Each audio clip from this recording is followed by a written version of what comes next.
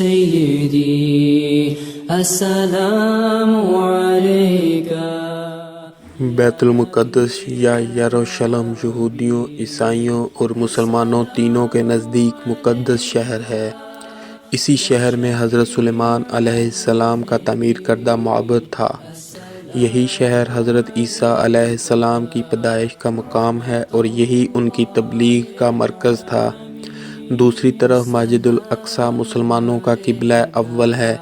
یہ مسلمانوں کے لیے خانہ کعبہ اور مسجد نبوی صلی اللہ علیہ وسلم کے بعد تیسرا مقدس ترین مقام ہے۔ فلسطینی مسلمان اسے المسجد الاقصیٰ یا حرم قدسی شریف بھی کہتے ہیں۔ یہ شہر پہاڑوں پر آباد ہے اور انہی میں سے ایک پہاڑی کا نام کوہ صہیون ہے، جس پر مسجد اقصیٰ اور قبۃ الصخرہ واقع ہیں۔ کوہ صہیون کے نام پر ہی یہودیوں کی عالمی تحریک صہیونیت قائم کی گئی۔ 620 عیسوی میں حضور نبی کریم صلی اللہ علیہ وآلہ وسلم جبریل امین کی رہنمائی میں مکہ سے بیت المقدس پہنچے۔ نبی پاک حضرت محمد صلی اللہ علیہ وآلہ وسلم نے مسجد الاقصیٰ میں تمام انبیاء علیہم السلام کی نماز کی امامت کروائی اور اس کے بعد براق کے ذریعے 7 آسمانوں کے سفر پر روانہ ہوئے۔ قرآن مجید کی سورۃ الاسراء میں اللہ تعالیٰ نے اس مسجد کا ذکر ان الفاظ میں کیا ہے: پاک ہے وہ ذات جو اپنے بندے کو رات ہی رات مسجد الحرام سے مسجد اقصیٰ لے گئی، جس کے آس پاس ہم نے برکت دے رکھی ہے، اس لیے کہ ہم اسے اپنی قدرت کے بعض نمونے دکھائیں۔ یقیناً اللہ تعالیٰ ہی خوب سننے والا اور دیکھنے والا ہے۔ مسجد اقصیٰ مسلمانوں کا قبلہ اول ہے۔ معراج شریف میں جب نماز کی فرضیت کا حکم آیا تو 16 سے 17 ماہ تک مسلمان مسجد اقصیٰ کی جانب رخ کر کے ہی نماز ادا کرتے تھے۔ پھر اس کے بعد تحویل قبلہ کا حکم آنے کے بعد مسلمانوں کا قبلہ خانہ کعبہ ہو گیا۔ مسجد اقصیٰ کے نام کا اطلاق پورے حرم قدسی پر ہوتا تھا، جس میں سب عمارتیں شامل تھیں، جن میں اہم ترین قبۃ الصخرہ ہے۔ تاہم آج کل یہ نام حرم کے جنوبی جانب والی بڑی مسجد کے بارے میں کہا جاتا ہے۔ وہ مسجد جو نماز کی جگہ ہے وہ قبۃ الصخرہ نہیں، لیکن آج کل قباء کی تصاویر پھیلنے کے بنا پر اکثر مسلمان اسے ہی مسجد اقصیٰ خیال کرتے ہیں۔ حالانکہ مسجد تو بڑے صحن کے جنوبی حصہ میں اور قباء صحن کے وسط میں ایک اونچی جگہ پر واقع ہے۔ زمانہ قدیم میں مسجد کا اطلاق پورے صحن پر ہوتا تھا اور اس کی تائید امام ابن تیمیہ رحمۃ اللہ علیہ کے اس بیان سے بھی ہوتی ہے: مسجد اقصیٰ اس ساری مسجد کا نام ہے جسے سلیمان علیہ السلام نے تعمیر کیا تھا، اور بعض لوگ اس مصلی یعنی نماز پڑھنے کی جگہ کو، جسے حضرت عمر بن الخطاب رضی اللہ تعالیٰ عنہ نے اس کی اگلی جانب تعمیر کیا تھا، اقصیٰ کا نام دینے لگے ہیں۔ اس جگہ میں جسے حضرت عمر رضی اللہ تعالیٰ عنہ نے تعمیر کیا تھا نماز پڑھنا باقی ساری مسجد میں نماز پڑھنے سے افضل ہے۔ اس شہر مقدس اور اس کی تعمیر کے متعلق تاریخ ہمیں بتاتی ہے کہ حضرت یعقوب علیہ السلام نے وحی الہی کے مطابق مسجد بیت المقدس یعنی مسجد الاقصیٰ کی بنیاد ڈالی اور اس کی وجہ سے بیت المقدس شہر آباد ہوا۔ پھر عرصہ دراز کے بعد حضرت سلیمان علیہ السلام کے حکم سے مسجد اور شہر کی تعمیر اور تجدید کی گئی، جو تاریخ میں ہیکل سلیمانی یا سولمنز ٹیمپل کے نام سے معروف ہے۔ اس لیے یہودی مسجد بیت المقدس کو ہیکل سلیمانی کہتے ہیں۔ اس کی تعمیر 1950 قبل مسیح میں مکمل ہوئی۔ اپنی شان و شوکت اور جاہ و شکوہ کے لحاظ سے یہ عمارت عجائبات عالم میں شمار ہوتی تھی۔ قرآن مجید کے مطابق اس کی بڑی بڑی محرابوں کی تعمیر کے لیے حضرت سلیمان علیہ السلام نے ان جنات سے بھی مدد لی تھی جنہیں اللہ تعالیٰ نے ان کے لیے مسخر کر دیا تھا۔ اس عبادت گاہ کو قوم بنی اسرائیل کے مسلمانوں کا ایک مذہبی اور روحانی مرکز ہونے کے ساتھ ساتھ ان کی سیاسی عظمت و شوکت اور دنیاوی جاہ و جلال کے ایک نشان کی حیثیت بھی حاصل تھی۔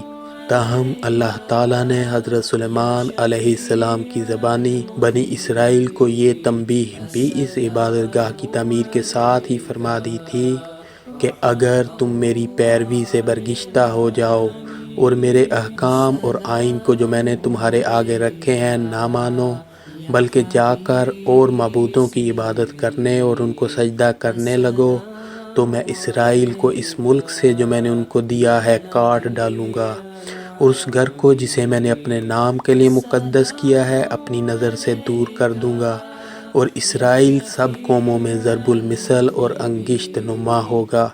اور اگرچہ یہ گھر ایسا ممتاز ہے تو جو بھی ہر ایک جو اس کے پاس سے گزرے گا حیران ہوگا اور سسکا رہے گا، اور وہ کہیں گے کہ خداوند نے اس ملک اور اس گھر سے ایسا کیوں کیا۔ ہیکل سلیمانی کی تعمیر کے تقریباً 350 سال بعد یہ پیش گوئی پہلی مرتبہ یرمیہ نبی علیہ السلام کے زمانے میں پوری ہوئی۔ بنی اسرائیل کے اجتماعی طور پر مشرکانہ اعمال و رسوم میں مبتلا ہو جانے اور شریعت کی تعلیمات کو پس پش ڈال دینے کے نتیجے میں اللہ تعالیٰ نے بابل کے بادشاہ بنو قد نظر یا بخت نصر کو ان پر مسلط کیا، جس نے 586 قبل مسیح میں یروشلم پر حملہ کر کے ہیکل سلیمانی اور بیت المقدس کو مسمار کر دیا، بنی اسرائیل کا قتل عام کیا اور 1,00,000 یہودیوں کو غلام بنا کر اپنے ساتھ عراق لے گیا۔ بیت المقدس کے اس دور بربادی میں حضرت عزیر علیہ السلام کا وہاں سے گزر ہوا۔ انہوں نے اس شہر کو ویران پایا تو تعجب ظاہر کیا کہ کیا یہ شہر پھر کبھی آباد بھی ہوگا۔ اس پر اللہ تعالیٰ نے انہیں موت دے دی، اور جب وہ 100 سال بعد اٹھائے گئے تو یہ دیکھ کر حیران ہوئے کہ بیت المقدس پھر آباد اور پر رونق شہر بن چکا تھا۔ بنی اسرائیل کی توبہ اور اصلاح حال کے نتیجے میں اللہ تعالیٰ نے انہیں دوبارہ آزادی کی نعمت عطا کی، اور 539 قبل مسیح میں فارس کے بادشاہ خورس یا شہنشاہ فارس روش کبیر سائرس اعظم نے بابل فتح کر کے بنی اسرائیل کو فلسطین واپس جانے اور وہاں ہیکل کو دوبارہ تعمیر کرنے کی اجازت دے دی۔ یہودی حکمران ہیرود اعظم کے زمانے میں یہودیوں نے بیت المقدس شہر اور ہیکل سلیمانی پھر تعمیر کر لیے۔ ہیکل کی دوسری تعمیر، جس کو زربابلی ہیکل کا نام دیا گیا، 515 قبل مسیح میں مکمل ہوئی۔ یہ ایک بالکل سادہ سی عبادت گاہ تھی جس کا تزئین و آرائش اور تعمیر کے معیار کے لحاظ سے ہیکل سلیمانی کے ساتھ کوئی مقابلہ نہیں تھا۔ یہ عبادت گاہ تقریباً 450 سال تک قائم رہی، لیکن اس عرصے میں وقتاً فوقتاً حملہ آوروں کے ہاتھوں بے حرمتی کا نشانہ بنتی رہی۔ 169 قبل مسیح میں یونانی بادشاہ انطوخیوس چہارم ایپیفینس نے ہیکل پر قبضہ کر لیا اور اس کے ساز و سامان اور خزانے کو لوٹ لیا، اور اس میں زیوس دیوتا کے نام پر قربانی کا مذبح قائم کر دیا، اور سردار کاہن کو مجبور کیا کہ وہ اس پر ایک خنزیر کی قربانی کرے۔ اس کے رد عمل میں مقابیوں کی بغاوت نے جنم لیا، اور 165 قبل مسیح میں یہودا مقابی کی قیادت میں بنی اسرائیل حملہ آوروں کو بے دخل کر کے ہیکل کی دوبارہ بازیابی میں کامیاب ہو گئے۔ ہنوکا کا سالانہ تہوار یہودی اسی کی یاد میں مناتے ہیں۔ 63 قبل مسیح میں یونانیوں کی جگہ جنرل پومپی کی قیادت میں رومی فوج نے فلسطین پر قبضہ کیا، تو اس موقع پر ہیکل کا ایک بڑا حصہ تباہی کی نذر ہو گیا۔ بعد میں رومی حکومت سے خود مختاری ملنے کے بعد یہودیہ کے بادشاہ عظیم ہیرودوس نے اپنے زمانہ حکومت 38 قبل مسیح سے 4 عیسوی کے دوران ہیکل کی تعمیر نو کرتے ہوئے ہیکل کے گرد 4 دیواری کو وسیع تر کر دیا اور زمین سے اس کی اونچائی مزید بلند کر دی۔ یہ تعمیر 19 قبل مسیح میں شروع ہوئی اور تقریباً 46 سال تک جاری رہی۔ ہیکل کی تباہی اور فلسطین سے یہودیوں کی دوسری مرتبہ بے دخلی رومیوں کے دور میں ہوئی۔ 66 عیسوی میں یہودیوں نے رومی حکومت کے خلاف بغاوت کر دی، جس کو کچلنے کے لیے رومی جنرل تیتس یا ٹائٹس نے 70 عیسوی میں یروشلم اور ہیکل سلیمانی دونوں مسمار کر دیے اور ہیکل کو بالکل تباہ و برباد کر دیا۔ ہیکل کی اس دوسری تباہی میں اس کی صرف مغربی دیوار محفوظ رہ گئی تھی، جو رفتہ رفتہ یہودیوں کا مقام اجتماع اور ان کی گریہ وزاری کا مرکز بن گئی۔ اور اس بنا پر دیوار گریہ یا ویلنگ وال کہلانے لگی۔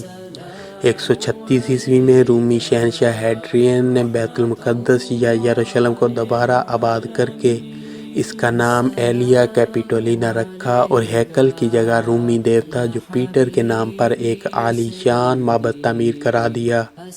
4 صدی عیسوی میں رومیوں کے عیسائیت قبول کرنے کے بعد 336 عیسوی میں قسطنطین اعظم نے اس معبد کی جگہ کلیسائے نشور تعمیر کرا دیا۔